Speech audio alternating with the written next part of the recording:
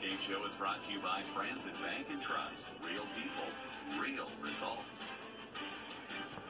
The 75th annual Boys State Hockey Tournament is in the books, and boy, did we come up with a great finish tonight. In overtime, Edina, a 3-2 winner over Eden Prairie. We had a great effort tonight. And, Mike, when you look at this game, there were 22 seconds that Eden Prairie wants back in this game. That's how long it took Edina to score a couple goals. And it seemed like it for 22 seconds were the only time that Edina really was on their game tonight and that they went that hard.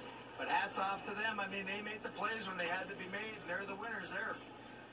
And they're still out there celebrating with the trophy because this is a great time for selfies. That's right.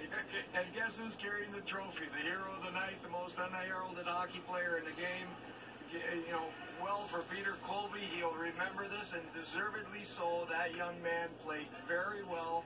And best off is he got himself in the right place at the right time.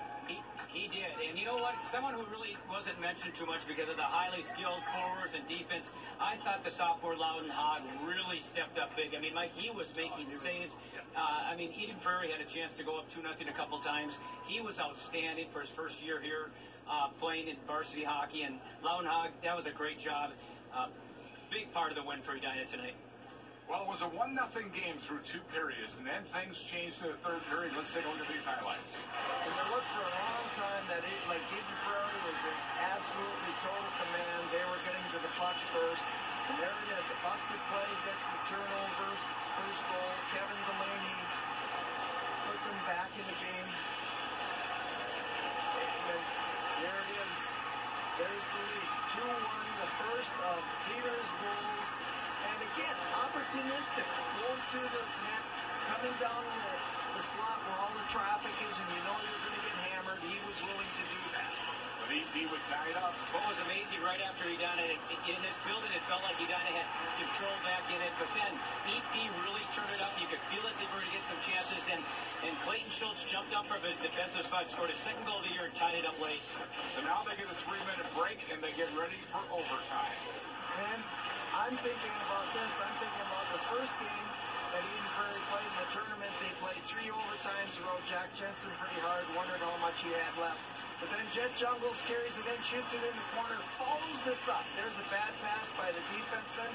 Jet wins the puck battle. You notice how he picks up his head and looks. There's Peter going down the slot. Eden Prairie got caught looking.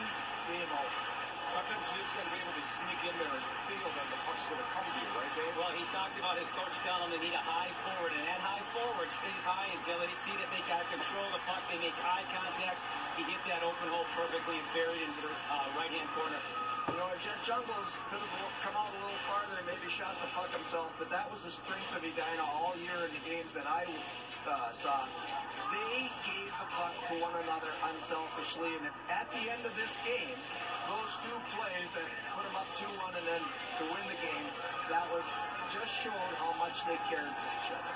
Well, you didn't have to say cheese to get Colby to smile. I think it was just there. Now let's look at the next stats. They're brought to you by Education Minnesota, the voice for professional educators and students.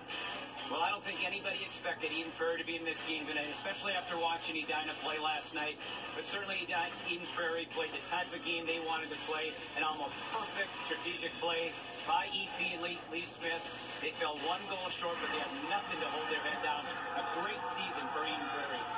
You know, as much as good as Edina feels, Eden Prairie, I know, is hurting right now, but what an effort in this game by both teams. We're back to put a bow on this right after this on 45 TV.